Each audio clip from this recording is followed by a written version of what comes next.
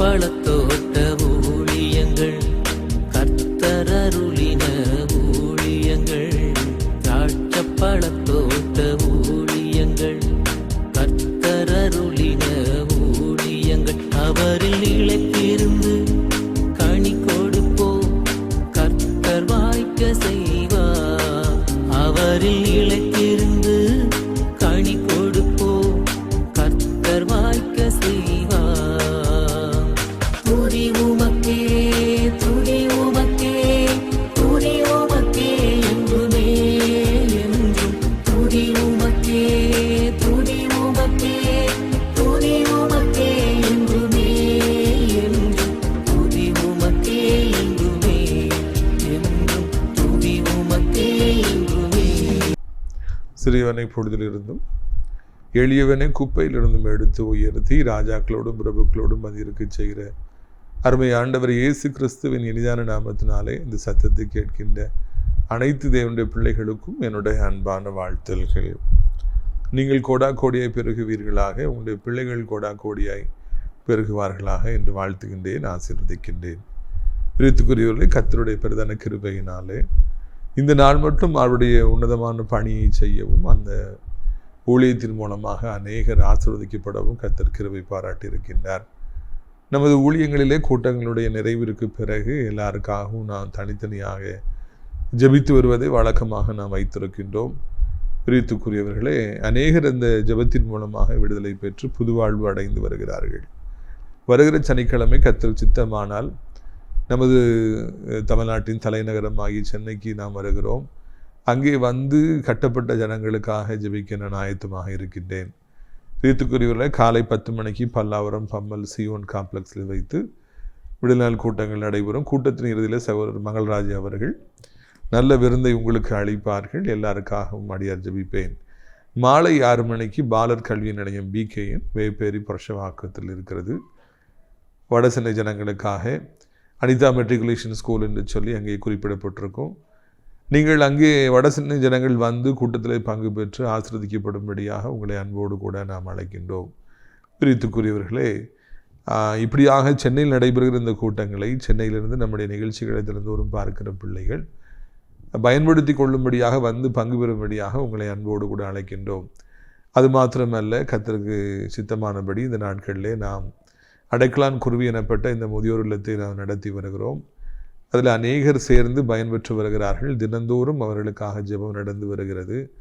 அந்த ஜெபத்தின் மூலமாக அங்கிருக்கிற ஜனங்கள் எல்லாம் ஆசீர்வதிக்கப்பட்டு வருகிறார்கள். எனவே நீங்கள் உங்கள் வயதான பெரியவர்களை, முதியவர்களை இங்கே நீங்கள் சேர்த்து கொள்ள விரும்பினால் நீங்கள் என்னை தொடர்பு கொள்ளலாம். மிக குறைந்த செலவிலே எல்லா அவர்களுக்கு வசதிகளும் செய்து கொடுக்கப்படுகிறது என்பதை நான் உங்களுக்கு அறிவித்து கொள்ளும்படியாக விரும்புகிறேன். பிரித்துக்குரியவர்கள், இந்த நாளிலும் நம்முடைய பிரயோஜனத்திற்காக 1 சாமுவேல் 17வது அதிகாரம் 17வது வசனம். 1 சாமுவேல் 17:17. பின்னும் தாவீது, என்னை சிங்கத்தின் கைக்கும் கரடியின் கைக்கும் தப்புவித்த கர்த்தர் இந்த பெலிஸ்தனுடைய கைக்கும் தப்புவிப்பார் என்றான். அப்பொழுது சவுல் தாவீதை பார்த்து, போ, கர்த்தர் உன்னோட கூட இருப்பாராக என்றான். பார்த்தீங்களா, தாவீது இறுதியாக சொல்லுகிறார், சிங்கத்தின் கைக்கு கரடிக்கின் கைக்கு என்னை ஆண்டு தப்பு வச்சிட்டார், அதே மாதிரியே இந்த கோலியாத்தின் கைக்கு என்னை தப்பு வைப்பார். பழைய சாட்சியை அவர் சொல்லி அப்போல்லாம் ஆண்டர் என்னை தப்பு வச்சார்ல, இப்போவும் என்னை தப்பு வைப்பார். பார்த்தீங்களா, எந்த அளவிற்கு ஒரு உற்சாகமான வார்த்தைகளை, நம்பிக்கையான வார்த்தைகளை அவர் அங்கே சொல்லுகின்றார். அதற்கு முக்கிய காரணமாக கடந்த காலத்தில் அவர் நடந்து வந்த பாதையும் கடந்த காலத்தில் அவர் பெற்ற அந்த வெற்றியும் அவருக்கு ஒரு உந்துதலாக, ஒரு சக்தியாக இருக்கிறது என்று சொல்லி இந்த இடத்துல நாம் வாசிக்கிறோம். பிரித்துக்குரியவர்களே, நம்முடைய வாழ்க்கை பாதையிலே நாம் எப்பொழுதும் இன்றைக்கு என்ன இருக்கிறது, இன்றைக்கு என்ன சவால்கள் காத்திருக்கின்றது என்று சொல்லி நாம் இன்றைக்கு இருக்கிற பிரச்சனைகளையே நாம் சந்திக்கின்றோம், யோசிக்கின்றோம், அதையே நம்ம பார்க்குறோம். இதை எப்படி சால்வ் பண்ணுறது அப்படின்னு சொல்லி நம்ம பார்க்குறோம். அது நமக்கு பெரிதாக தோன்றுகின்றபடினாலே, இந்த பிரச்சனைகள் பெரிதாக தோன்றுகின்றபடினாலே நாம் அதை எப்படி மேற்கொள்வது என்று சொல்லி தெரியாதபடிக்கு நாம் தவித்து போகிறோம். ஆனால் உண்மை என்னவென்றால், எவ்வளோ பெரிய பிரச்சனை வந்தாலும் கடந்த காலத்தில் கர்த்தர் நம்மை நடத்தி வந்த பாதைகளை நாம் திரும்பி பார்க்கும்படியாக, தாவீதை போல பார்த்து நாம் பலனடையும்படியாக நாம் அழைக்கப்படுகின்றோம். இந்த மாதிரி ஒரு தேவையின் மத்தியில் நீங்கள் நிற்பீர்கள் என்றால், இத்தனை லட்ச ரூபாய் தேவை, இத்தனை ஆயிரம் ரூபாய் தேவை என்று சொல்லி உங்களுக்கு ஒரு பெரிய தேவை வந்து இன்றைக்கு உங்களை பயமுறுத்தி கொண்டிருக்கும் என்றால் நீங்கள் முதலாவது உணர்ந்து கொள்ள வேண்டிய காரியம் என்ன? கடந்த நாட்களில் இதை விட அதிகமான பண தேவைகள் எனக்கு வந்த பொழுது என்னுடைய ஆண்டவர் என் தேவையை சந்தித்தார். அற்புதமானபடிக்கு யாரோ ஒரு நபரை கொண்டு வந்து சந்தித்தார். இந்த முறையும் அவர் சந்திப்பார் எனப்பட்ட அந்த மன உறுதி, அந்த நம்பிக்கை நமக்கு அவசியமாக இருக்கிறது.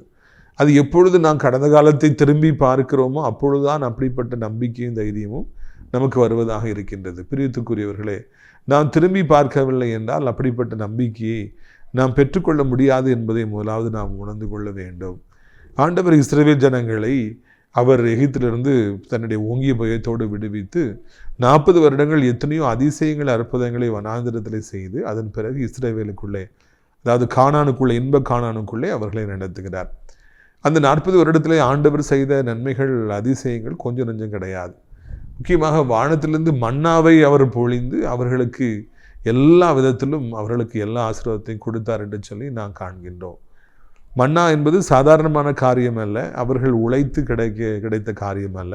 கிருபையாக ஆண்டவர் அவர்களுக்கு போஜனமாக கொடுத்தார். பாருங்கள், லட்ச ஜனங்களுக்கு அந்த மன்னா கொடுக்கப்பட்டது. இதே போல எத்தனையோ அதிசயங்களை ஆண்டவர் செய்தார். எல்லா எதிரிகளையும் மடங்கடித்தார். அவர்கள் கானானுக்குள்ளே போன பிறகு ஆண்டவர் என்ன சொல்றார்? அதெல்லாம் நீங்கள் மறந்துடாதீங்க, உங்கள் பிள்ளைகளுக்கு நீங்கள் சொல்லிக் கொடுங்க. நான் எப்படி செங்கடலை 2ஆக பிளந்தேன்னு சொல்லி உங்கள் பிள்ளைகளுக்கு சொல்லிக் கொடுங்க. ஆண்டவர் எப்பொழுதுமே நாம் பழையவைகளை மறந்துவிடக்கூடாது என்று சொல்லி நமக்கு சொல்லிக் கொடுக்கிறவராக இருக்கின்றார்.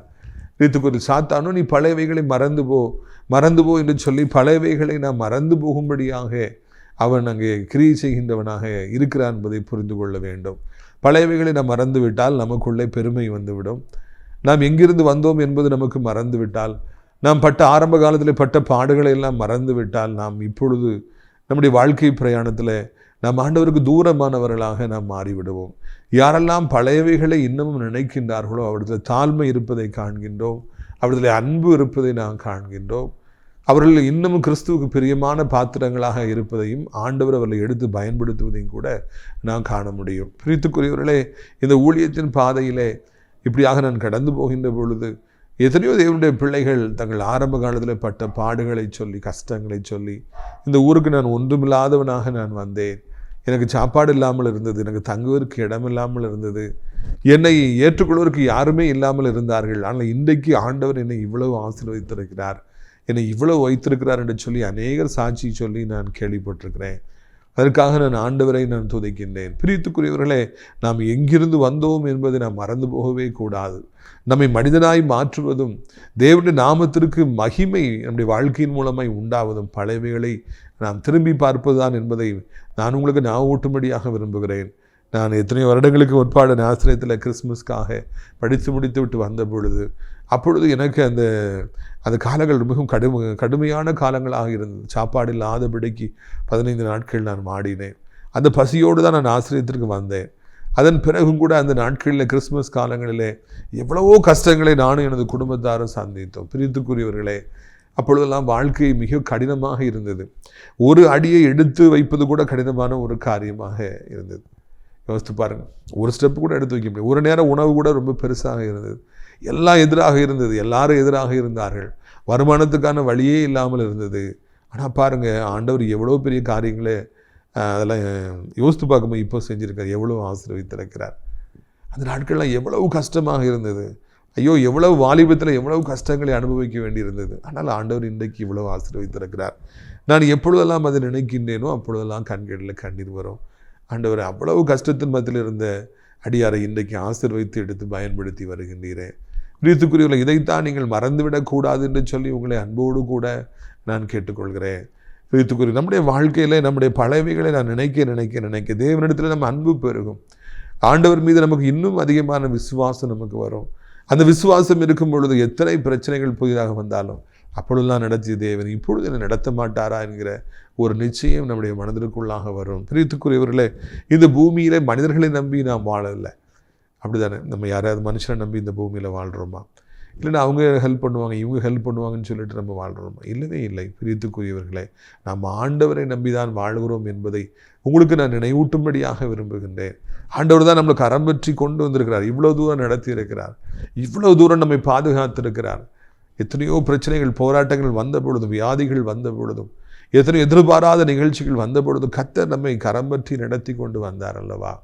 இல்லையா? இந்த தேவன் இனியும் நம்மை நடத்துவதற்கு போதுமானவராக இருக்கின்றார். அவர் இம்மானுவேலர், எபனேசர். அவர் நம்மை கைவிட மாட்டார். அவர் நிச்சயமாக அவர் நடத்துவார். இந்த முறையும் உங்கள் குடும்பத்தை அவர் தப்பு வைப்பார். இந்த முறையும் இந்த பிரச்சனையிலிருந்து ஆண்டவர் உங்களை தப்பு வைப்பார். இந்த முறையும் இந்த நெருக்கடியிலிருந்து ஆண்டவர் உங்களை தப்பு வைப்பார். ஆண்டவர் இந்த பிரச்சனைகளில் அதிசயமாக மாறி போகும்படியாக அவர் உதவி செய்வார் என்பதுதான் இந்த நாளிலே கர்த்தர் நமக்கு கற்றுக் கொடுக்கின்ற ஒரு காரியம். பிரியத்துக்குரியவர்களே, இதை நீங்கள் மறந்துவிடக்கூடாது என்று சொல்லி உங்களை அன்போடு கூட நான் கேட்டுக்கொள்கிறேன். பிரியத்துக்குரியவர்களே, நம்முடைய உள்ளத்தில் எப்பொழுது அதிகமான நன்றி உணர்வு இருக்கிறதோ அப்பொழுது நாம் நம்மையும் அறியாதபடி ஆண்டவரை துதிப்போம், சோத்தரிப்போம். எப்பொழுது நாம் நம்மையும் அறியாதபடி ஆண்டவரை சோத்தரிக்கிறோமோ அப்பொழுது ஆண்டவர் நம் மீது பிரியப்படுவார். என் மகன் எப்பொழுதுமே என்னை துதிக்கிறவன், அவன் எப்பொழுதும் பழைமைகள் நினைக்கிறவன், என்னை நினைத்து பார்த்து என்னை துதிக்கிறவன் சொல்லிட்டு ஆண்டவர் இன்னும் அதிகமான ஆசீர்வாதங்களை நமக்கு தருவார். அவர் காத்திருக்கின்றார். உங்களை ஆசீர்வதிப்பதற்காக நம்முடைய ஆண்டவர் காத்திருக்கின்றார். நீங்கள் ஆண்டவரை துதிக்க துதிக்க துதிக்க இன்னும் அதிகமான நன்மைகளை கொடுத்து உங்களை இன்னும் அதிகமாக உயர்த்துவார் என்பதில் சந்தேகமே இல்லை.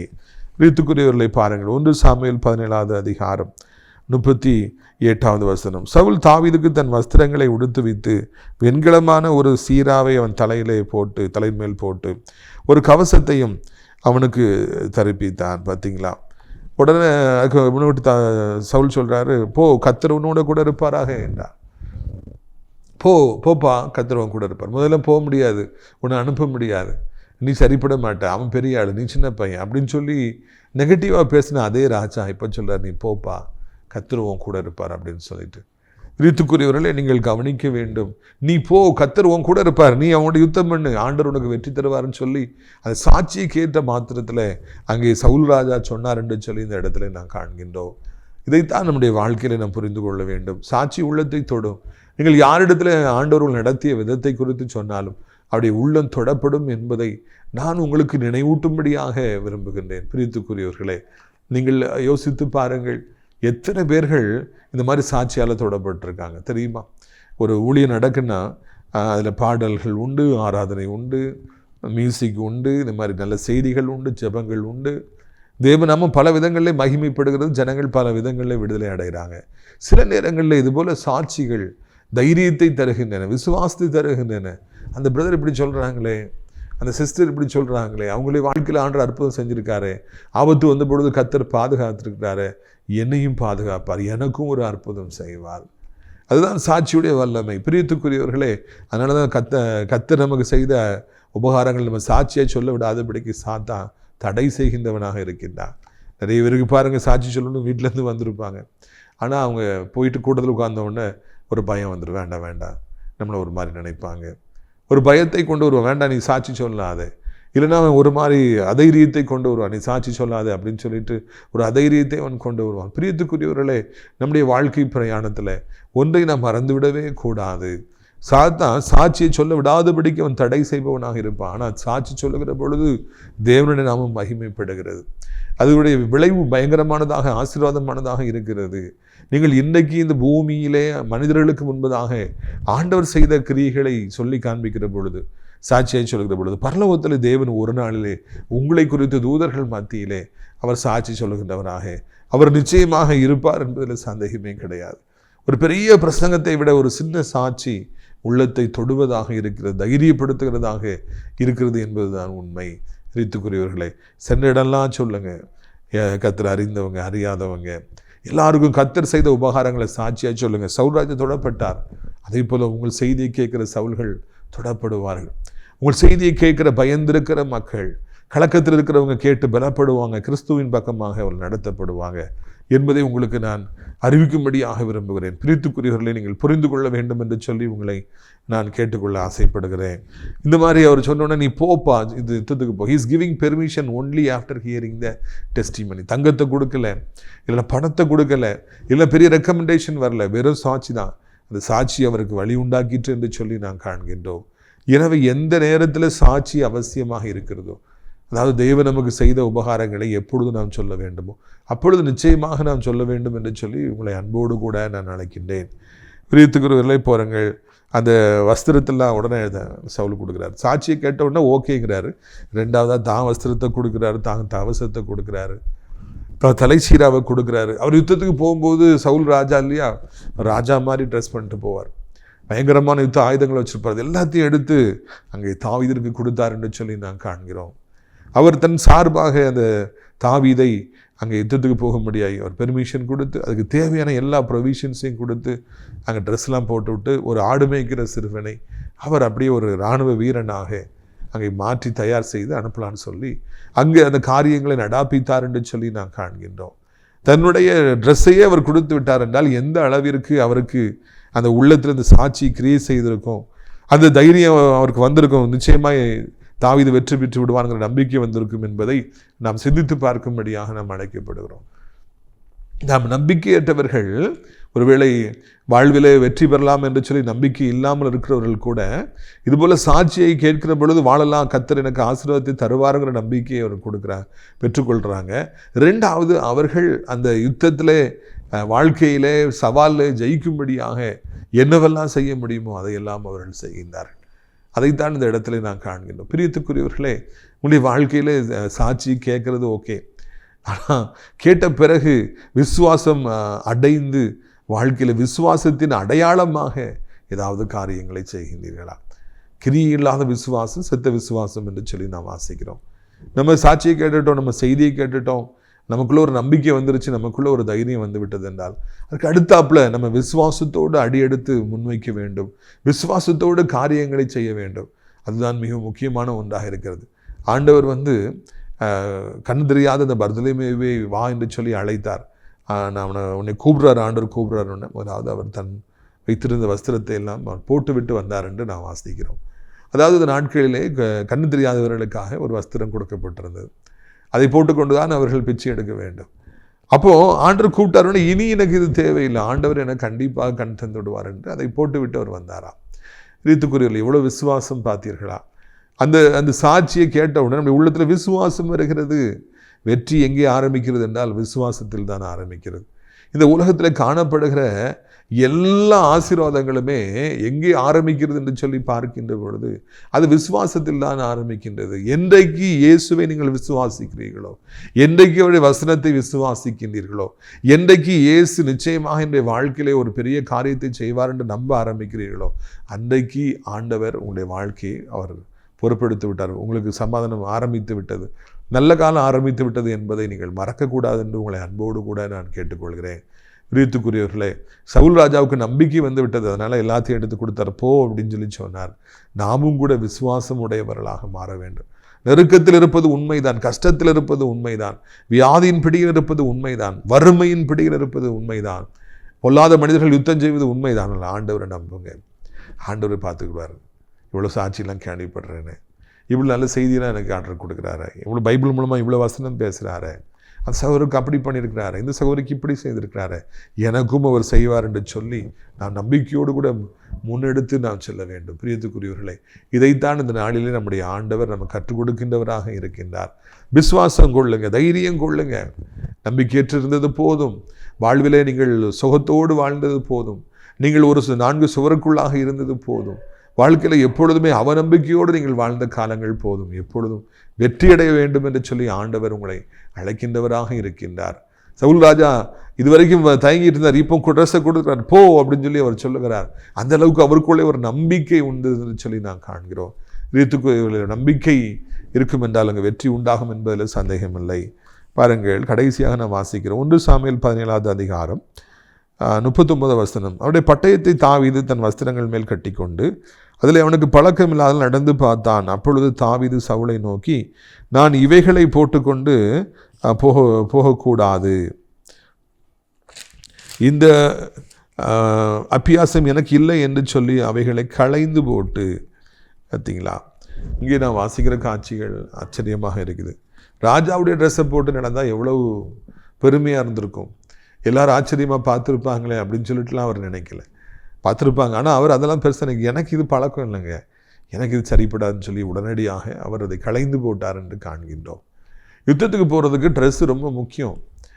இந்த ஓட்டப்பந்தயத்தில் இருப்பவர்கள் எல்லாரும் எப்படி ட்ரெஸ் பண்ணுவாங்கங்கிறத நீங்கள் பார்த்துருப்பீங்க. அப்படி ட்ரெஸ் போட்டிருந்தா தான் உடம்பை பிடிக்கிற மாதிரி போட்டிருந்தா தான் வேகமாக ஓட முடியும். லூஸாக பெருசாக போட்டிருந்தா ஓட முடியாது. கிறிஸ்துக்குரியவர்கள் அதுக்குரிய ட்ரெஸ்ஸு அதுக்குன்னு இருக்குது. அதை போட்டால் தான் நம்ம யுத்தத்துக்கு போக முடியும். அதே போல் இவர் தான் ஆடு மேய்ப்பதற்கு அடுத்த வசனத்தை வாசிக்கும் பொழுது ஆடு மேய்ப்பதற்கு ஒரு ட்ரெஸ் போட்டிருந்தார். அந்த ட்ரெஸ்ஸை அவர் எடுத்து போட்டுக்கொண்டார். இதுதான் எனக்கு பழக்கம், நான் உங்கள் ட்ரெஸ்ஸை போட முடியாதுன்னு சொல்லிட்டு உடனே அவர் கலைந்து விட்டார். எனக்கு இந்த அபியாசம் இல்லை. அவர் தாவீதை நம்ம பாராட்டணும். அவர் எவ்வளோ உடனே ரெஸ்பாண்ட் பண்ணுறாரு பார்த்தீங்களா? அவருக்கு ராஜா அப்படி வேண்டான்னு சொன்னால் வருத்தப்படுவாங்க, அப்படிலாம் நினைக்கல. எனக்கு எது கம்ஃபர்டபுளாக இருக்குமோ அதுதான் நான் போட முடியும். உடனே அவர் எடுத்துக்கொண்டு அதை வேண்டாம் என்று சொல்லி இந்த பழக்கம் எனக்கு இல்லை என்று சொல்லி வேண்டாம் என்று சொல்லிவிட்டார். இன்றைக்கி நிறைய பேர் நம்ம ஊழியத்தில் பார்க்கிற பொழுது அந்த ஊழியக்காரர் இப்படி ட்ரெஸ் பண்ணுறாங்க, அதனால் நாமும் இப்படி ட்ரெஸ் பண்ணணும். அந்த ஊழியக்காரங்க இப்படி கையை நீட்டுறாங்க, அதனால் நாமும் கையை நீட்டணும். அந்த ஊழியக்காரங்க இப்படி பாடுறாங்க, அதனால் நாமும் பாடணும்.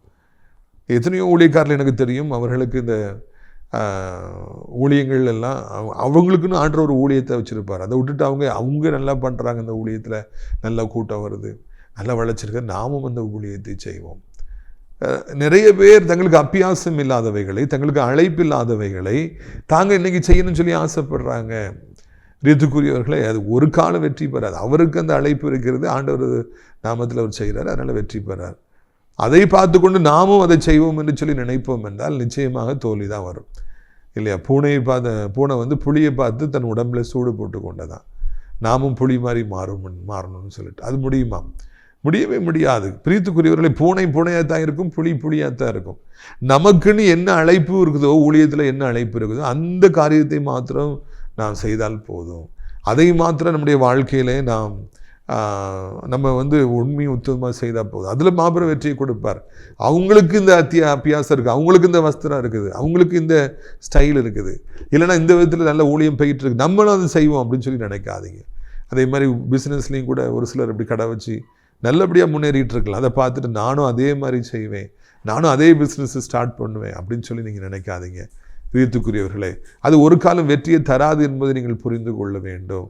அவங்களுக்கு அது வெற்றி கொடுத்துருக்கலாம், ஏன்னா அவங்களுக்கு அழைப்பு இருக்குது அந்த இடத்துல கடை நடத்தணும்னு சொல்லிட்டு, இந்த மாதிரியான கடை வைக்கணும்னு சொல்லிட்டு அழைப்பு இருக்குது, அதனால் அவங்க செய்கிறாங்க. இல்லைன்னா நாமும் அப்படி செய்வோம் என்றால் நம்முடைய வாழ்க்கையில் வெற்றி பெற முடியாது என்பதை நாம் புரிந்து கொள்ள வேண்டும் என்று உங்களை அன்போடு கூட நான் அழைக்கின்றேன். பிரியத்துக்குரியவர்களே, இந்த நாளிலும் கூட இதே மாதிரி பல விதமான மக்கள் அவர்கள் இன்னொருவருடைய வஸ்திரத்தை போட்டுக்கொண்டு இன்னொருவருடைய அழைப்பை எடுத்துக்கொண்டு நானும் அப்படியே செய்வேன் என்று சொல்லி மிகப்பெரிய தோல்வி அடைந்து கண்ணீரின் மத்தியில் நிற்பதை காண்கின்றோம். பாலியாங்கிச்சோ ஊழியத்துக்கு வந்த பிறகு அவர் வீட்டை வித்துட்டு ஊழியத்துக்கு வராரு. பிறகு கர்த்தர் கோடிக்கணக்கான ஆத்துமாக்களை தாராரு, மிகப்பெரிய கட்டடங்களை தாராரு, மிகப்பெரிய வெற்றி அவர் காண்கிறார். அதை பார்த்து ஒரு வாலிபன் தன்னுடைய வீட்டை விற்று ஊழியத்துக்கு வராரு, பாலியாங்கிச்சோவை பார்த்து உற்சாகப்பட்டு. ஆனால் இறுதியில் அவர் அந்த ஊழியத்தில் தோல்வி அடைகிறார். அப்போ அவர் சொன்னாரா, நீங்கள் வீட்டை விற்று வந்தீங்க, நல்லா இருக்கிறீங்க, ஊழியம் செய்கிறீங்க, நல்லா இருக்கிறீங்க, நான் வீட்டை விற்றுட்டு வந்தேன், இன்றைக்கி தெருவில் நிற்கிறேன்னு சொல்லி அவர் சொன்னாராம். வீட்டுக்குள்ள அப்பொழுது பாலியாங்கிச்சோ சொன்ன ஒரே ஒரு வார்த்தை, எனக்கு அப்படி விதமான அழைப்பு இருந்தது, உங்களுக்கு எப்படி விதமான அழைப்பு இருக்கிறது என்பதை நீங்கள் சிந்தித்து பாருங்கள் என்று சொல்லி சொன்னாராம். நம்முடைய வாழ்விலும் கூட ஆண்டவர் எப்பொழுதுமே நமக்கென்று என்ன அழைப்பை வைத்திருக்கிறாரோ அந்த அழைப்பிலே நாம் முன்னேறி செல்லும்படியாக தேவன் நம்மை அழைக்கிறார். அப்படி நாம் முன்னேறி செல்கிற பொழுது பெரிய காரியங்களை நிச்சயமாக காண்போம். ஒரு பொழுதும் இன்னொருவரை காப்பி அடித்து இல்லைன்னா இன்னொருத்தர் மாதிரி நம்ம செஞ்சு நம்முடைய வாழ்க்கையில் நம்ம ஒன்றுமே சாதிக்க போகிறதில்லை. நான் மெட்ராஸில் படிக்கும்போது பிடி மாஸ்டர் ஒரு விதமான செருப்பு போட்டுருவார். மறுநாளே அந்த செருப்பை அந்த ஜூனியர் பிடி மாஸ்டர் வாங்கி போட்டுக்குவார். அவர் என்ன பாட்டு சும்மா ஃப்ரீயாக இருக்கும்போது ஜாலியாக பாடுறாரோ அந்த பாட்டை இவரும் பாடுவார். அவர் எப்படி நடக்கிறாரோ டீல் பண்ணுறாரோ அதே மாதிரி ஜூனியர் பண்ணுவார். பிரியத்துக்குரியவர்களே, எனக்கு அது அப்போவுமே எனக்கு சிரிப்பாக இருக்கும். ஏன் இன்னொருவரை நாம் காப்பி அடிக்க வேண்டும்? இன்னொருடைய வஸ்திரத்தை நாம் ஏன் போட்டுக்கொள்ள வேண்டும்? அது ஏதாவது பிரயோஜனத்தை தருமா? ஒரு பிரயோஜனத்தையும் தராது. எனவே இதை நீங்கள் மனதில் கொள்ள வேண்டும் என்று சொல்லி உங்களை அன்போடு கூட நான் கேட்டுக்கொள்கிறேன். நாம் ஜெபிப்போமா? கண்களை மூடுவோமா? அப்பா, இந்த நாளுக்காக நன்றி செலுத்துகிறோம், ஸ்தோத்திரம் செலுத்துகிறோம். இந்த நாளில் கூட அருமையான செய்தியை கேட்க ஆண்டவரே நீங்கள் உதவி செய்திருக்கிறீங்க. நன்றி அப்பா. உங்களுடைய வார்த்தைகளெல்லாம் எங்களை ஆண்டவரை தோத்திரம் பலப்படுத்துகின்ற வார்த்தைகளாக, ஆண்டவரை தைரியப்படுத்துகிற வார்த்தைகளாக இருக்கின்றன. அதற்காக நன்றி. இப்பொழுதே கர்த்தாவை சோத்திரிக்கிறோம், துதிக்கிறோம் ஐயா. இப்படி வல்லமை ஆண்டவரை ஒவ்வொருக்குள்ளும் இறங்கட்டும். சாட்சியை கேட்டு பலனடைய, பழையவைகளை திரும்பி பார்த்து பலனடைய உதவி செய்யுங்கப்பா. ஆண்டவரை தோத்திரம்ப்பா. கடந்த காலத்தில் எவ்வளோ பெரிய பிரச்சனைகள் வந்த பொழுதெல்லாம் எங்களை தாங்கிய தேவன் இப்பொழுதும் எங்களை தாங்குவதற்கு நீங்கள் தகப்பனே சோத்திரம் ஐயா போதுமானவராக இருக்கிறீங்க. அதற்காக நன்றி ஐயா. என் தகப்பனே இப்படி வல்லமை ஒவ்வொருவருக்குள்ளும் கர்த்தாவே இறங்கட்டும் என்று சொல்லி ஆண்டவரே நாங்கள் கெஞ்சுகிறோம் ராஜா. வானத்தையும் பூமியை படைத்த கர்த்தர் ஆண்டவர் தள்ளாடுகிற முழங்கால்களை ஸ்திரப்படுத்துவீராக. சோர்ந்து போயிருக்கிற பிள்ளைகளை பலப்படுத்துவீராக. நம்பிக்கையற்றிருக்கிற பிள்ளைகளுக்கு நம்பிக்கை தருவீராக. தற்கொலையின் எண்ணங்களோடு இருக்கிற பிள்ளைகளுக்கு அந்த தற்கொலையின் எண்ணங்கள்லேருந்து கர்த்தாவே நீர் விடுதலை தருவீராக என்று சொல்லி கெஞ்சுகிறோம் ஐயா. வானத்தையும் பூமியை படைத்த கர்த்தர் திருநாமத்தினாலே அப்படியே வல்லமை ஒவ்வொருக்குள்ளும் இறங்கட்டும் ஐயா. அப்படியே வல்லமை ஒவ்வொருக்குள்ளும் இறங்கட்டும். முக்கியமாக தகப்பனே வியாபாரமே இல்லாமல், வருமானமே இல்லாமல் ஆண்டவரை அநேக நன்மைகளை இழந்து போன, ஆசீர்வாதங்களை இழந்து போன, சொத்துக்களையும் சம்பத்துக்களையும் இழந்து போன பிள்ளைகளுக்காக ஜெபிக்கிறோம். எப்படியாவது புதிதான நன்மைகளை உருவாக்கி கொடுக்க வேண்டும் என்று சொல்லி கெஞ்சுகிறோம். விழுந்து கிடக்கிற பிள்ளைகளை தூக்கி எடுப்பீராக என்று சொல்லி கெஞ்சுகிறோம் ஐயா. ஆண்டவரே சோத்தரிக்கிறோம், துதிக்கிறோம் ஐயா. ஏன்னா ஆண்டவருடைய திருநாமத்தினாலே ரீபானா ஷஹப் துனியா ராபாரா எல்லா வியாதிகளும் மறையட்டும் அப்பா. எல்லா தகப்பின சோத்திர அந்தகாரத்தின் கிரியைகளும் விலகட்டும். புதிய கிருபையை தாரும், புதிய பலனை தாரும். ஆண்டோடைய நாமத்தினாலே அற்புதம் நடக்கட்டும், அதிசயம் நடக்கட்டும் ஐயா. இன்றைக்கு இப்பொழுது ராஜா ஷீதோ நபாரா இப்படி பிள்ளைகளுடைய வியாதிகள் மறையட்டும். நடக்க முடியாதவர்கள் நடக்கட்டும், பார்க்க முடியாதவர்கள் பார்க்கட்டும், பேச முடியாத பிள்ளைகள் பேசட்டும். பெற்றோருடைய கண்ணீரை கண்டு பிள்ளைகளுக்கு அற்புதத்தை செய்யுங்க ஐயா. எப்படி விபத்தை சந்தித்து என் பிள்ளை படுத்த படுக்கையாகிவிட்டானே என்று பெற்றோர்கள் ஜெபிப்பார்கள் என்றால் இப்பொழுதே இப்படி வல்லமையை ஊற்றி அந்த பிள்ளைகள் நடக்க செய்ய வேண்டும் என்று சொல்லி கெஞ்சுகிறோம். ஆண்டவரை போதைக்கு அடிமையாக இருக்கிற பிள்ளைகள் உண்டு, எதிர்த்து பேசுகிற பிள்ளைகள் உண்டு. ஆண்டவரை சோத்திரமையா வேலைக்கு போகாமல் இருக்கிற பிள்ளைகள் உண்டு, மொபைலுக்கு அடிமையிலாக இருக்கிற பிள்ளைகள் உண்டு. கர்த்தாவே சோத்திரமையா இன்னுமாக தகப்பனே சோத்திரமா பல விதங்களிலே பல ஆண்டவரை சோத்திரமை கட்டுகள் மத்தியில் இருக்கிற பிள்ளைகள் ஒவ்வொருவரையும் ஆண்டவரை சந்தித்து கர்த்தர் விடுவிக்க வேண்டும் என்று சொல்லி கெஞ்சுகிறோம். ஆண்டவர் வயதானவர்களுக்காக ஜெபிக்கிறோம். கீழே விழுந்து விடாதபடி 2 கைகளாலே அவர்களை ஏந்தி கொள்ள வேண்டும் என்று சொல்லி கெஞ்சுகிறோம். தேவ பலன் ஒவ்வொருவருக்கும் உண்டாகட்டும். ஆண்டவரை இந்த நாளில் கவர்மெண்ட் ஜாபுக்காக காத்திருக்கிறவங்க, டிரான்ஸ்ஃபருக்காக காத்திருக்கிறவங்க, ஆண்டவரை வீடு கட்டணும், இல்லைன்னா திருமணம் ஆகலை, குழந்தை இல்லை என்று பல வருடமாய் காத்திருக்கிற பிள்ளைகளுக்கெல்லாம் ஒரு அற்புதத்தை நீங்கள் செய்யுங்க ஐயா.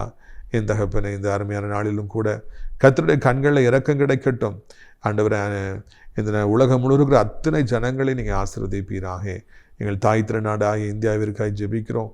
கர்த்தர் பெரிய காரியங்களை செய்ய வேண்டும் என்று சொல்லி நாங்கள் அழைக்கிறோம். ஆண்டவரை அனைத்து மதத்தவர்களையும் மொழி பேசுகின்றவர்களையும் ஆசீர்வதிங்க. ஆண்டவரை அப்படியே கர்த்தாவே ஸ்தோத்திரம் ஐயா. ஆண்டவர் அனைத்து விசுவாச பிள்ளைகள், ஆலயங்கள், திருச்சபைகள், ஊழியக்காரர்கள் எல்லாரையும் நீங்கள் ஆசீர்வதிங்க. முக்கியமான ஆசிரியர் திராட்சைப்பழத்தோட்ட ஊழியர்களை நேசிக்கிற அனைத்து தகப்பனை மக்களையும் நீங்கள் ஆசீர்வதிங்க. அடைக்கலான்குரிய முதியோர் இல்லத்தை ஆசீர்வதிங்கப்பா, வழிநடத்துங்கப்பா, பெரிய காரியங்களை செய்யுங்க. இயேசுவின் மூலம் ஜெபிக்கிறோம் நல்ல பிதாவே, ஆமென். என் ஆத்துமாவை கர்த்தரை சோத்திரி, என் முழுவதுமே அவருடைய பரிசுத்த நாமத்தை சோத்திரி. என் ஆத்துமாவை கர்த்தரை சோத்திரி, அவர் செய்த சகல உபகாரங்களையும் ஒருபொழுதும் மறவாதே, ஆமென். கர்த்தராகிய இயேசு கிறிஸ்துவின் கிருபையும் பிதாவாகிய தேவனுடைய அன்பு பரிசுத்தாவிடைய அந்யோன்ய ஐக்கியம் இல்லாத பிரசன்னமும் உங்கள் அனைவரோடு இன்றைக்கு சதா காலங்களில் நிலைத்திருப்பதாக. அல்லேலூயா, அல்லேலூயா. கர்த்தர் உங்களை ஆசீர்வதிப்பாராக, ஆமென். தேவன் ஒரு பெரிய திட்டத்தோடு தனக்கென்று அநேகரை இந்த பூமியிலே தெரிந்து கொள்கிறார். ஆனால் நீங்கள் இங்கே கவனிக்க வேண்டியது என்னவென்றால், ஏற்ற காலத்தில் அந்த திட்டங்களை நிறைவேற்ற அவர் யாரை தெரிந்து கொண்டாரோ அந்த குறிப்பிட்ட நபரை தேடி வருகிறார். அப்படியாக அவர் தேடி வருகிற பொழுது உடனடியாக தான் செய்ய போகிற எல்லாவற்றையும், தன்னுடைய திட்டங்கள் எல்லாவற்றையும் அவர் அந்த நபரிடத்தில் சொல்லுவதே கிடையாது. அதுக்கு காரணம் என்னவென்றால், அவர் என்னையும் உங்களையும் போல எதற்கும் அவசரப்படுவதே கிடையாது. அவர் எல்லாவற்றையும் மிகுந்த நிதானமாகவே நடப்பிக்கின்றார். அப்படியாக அவர் அந்த காரியங்களை நிதானமாய் நடப்பிக்கிற காலங்கள் நமக்கு சோதனையான காலங்கள். அதாவது அதை ப்ரொபேஷன் பீரியட் என்று சொல்லி நான் சொல்லலாம். அந்த ப்ரொபேஷன் பீரியட் காலத்தில் அப்படி அனந்த ஞானத்தின்படியே நீங்கள் தங்கமா இல்லையா என்பதை அவர் சோதித்து அறிகின்றார். ஒருவேளை அவருடைய சோதனைகளிலே நீங்கள் தோற்று போவதில்லை என்றால் இன்னும் நீங்கள் தகுதிப்படும்படியாக அநேக சிச்சைகளையும் அவர் அனுமதிக்கின்றார். எனவே அந்த காலங்கள் கடந்து போவதற்கு சற்று கடினமாக இருக்கலாம், அதிக சோர்வையும் கூட கொண்டு வரலாம். இந்த நாளில் நீங்கள் அப்படிப்பட்ட சோர்வின் கூட மத்தியில் நீங்கள் நின்று கொண்டிருக்கலாம். பாருங்கள், அப்படிப்பட்ட நேரத்தில் எல்லாம் நீங்கள் அவர் மீது வைத்த அந்த அன்பு ஒன்றே உங்களுக்கு ஊன்றுகோலாக இருந்து எல்லா சோதனைகளையும் கடந்து செல்ல உதவி செய்யும். பாருங்கள், சிலுவை காட்சியும் அங்கே தொங்குகின்ற இயேசுவானவர் படுகின்ற பாடுகளையும் அனுதினமும் தியானிக்க மறவாதிருங்கள். அவர் பட்ட பாடுகளை நாம் தற்சமயம் அனுபவிக்கும் பாடுகளோடு ஒப்பிட்டு பார்த்தால்தான் நாம் அனுபவிக்கும் துன்பங்கள் எல்லாம் ஒன்றுமே இல்லை என்பது நமக்கு தெரிய வரும். அப்பொழுது ஒரு பெரிய சகிப்புத்தன்மையும் பொறுமையும் உண்டாகும். தேவனும் சீக்கிரத்தில் உங்களை ஆசீர்வதிப்பார். உங்கள் மீதுள்ள திட்டங்களை நிறைவேற்றுவார், மகிமைப்படுவார். பைபிள்ல நம்ம பார்க்கிறோம், மாத்தாளுக்கு தன் சகோதரனை இழந்திருந்த அந்த துக்க நேரத்தில் இயேசு எதற்காக தன்னை தேடி வந்திருக்கிறார் என்றே அவளுக்கு தெரியவில்லை. அவருடைய திட்டம் அவள் அறிவிற்கு மிகவும் தூரமாக இருந்தது. அவர் கொடுத்த குழுக்கள், க்ளூஸ் இங்கிலீஷ் சொல்றோம், மார்த்தாளுக்கு சிறிதளவும் தலையில ஏறவே இல்லை. ஆனாலும் அந்த நேரத்தில் அவருடைய சகோதரியாகிய மரியாள் வடித்த கண்ணீர் இயேசுவின் இதயத்தை கரைத்தது. அது நிமித்தமாக மரித்து 4 நாளாக சடலமாய் கிடந்த அவருடைய சகோதரனை லாசருவை இயேசு எவரும் எதிர்பார்க்காதபடிக்கு உயிரோடு எழுப்பினார். மிகப்பெரிய ஆச்சரியத்தை சந்தோஷத்தையும் கொடுத்தார். நினைத்து பார்க்க முடியாத அந்த காரியத்தை வரலாற்றிலே அவர் செய்தார். இதுபோல எங்கும் நடந்ததில்லை. அதன் மூலமாக இயேசு மகிமைப்பட்டார். லாசரு உயிரோடு எழும்பிய பிறகுதான் மாத்தாளுக்கு தன்னுடைய ஆண்டவர் முதலாவது பேசிய அந்த வார்த்தைகளின் அர்த்தம் புரிந்திருக்கும். சிந்தனைக்கு யோவான் 11:40. இயேசு அவளை நோக்கி, நீ விசுவாசித்தால் தேவனுடைய மகிமையை காண்பாய் என்று நான் உனக்கு சொல்லவில்லையா என்றார். நாசரேத் நதி முற்று பெற்றது. இந்த நாளை கர்த்தர் உங்களுக்கு ஆசீர்வாதமாய் மாற்றி கொடுப்பாராக. ஆமென்.